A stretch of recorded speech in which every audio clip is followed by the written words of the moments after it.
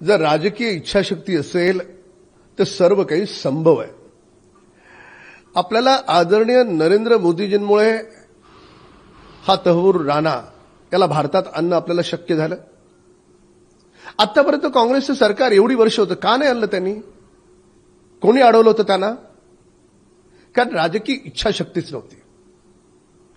आणि मला म्हणायचं नाही, पण अजूनही आम्ही विसरलो नाही आहोत की काँग्रेसच्या सत्तेच्या काळात हे त्या हरामखोर कसाबला बिर्याणी भरवत होते.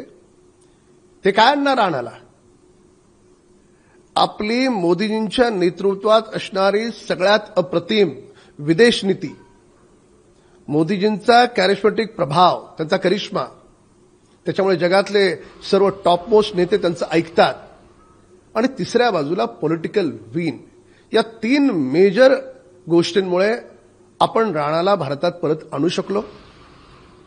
आणि त्या कुटुंबांच्या बाबतीत काय की ज्यांनी त्या मुंबई अटॅकमध्ये आपल्या प्रियजनांना गमावलं, मला असं वाटतं हा त्या परिवाराला दिलेला हा न्याय आहे.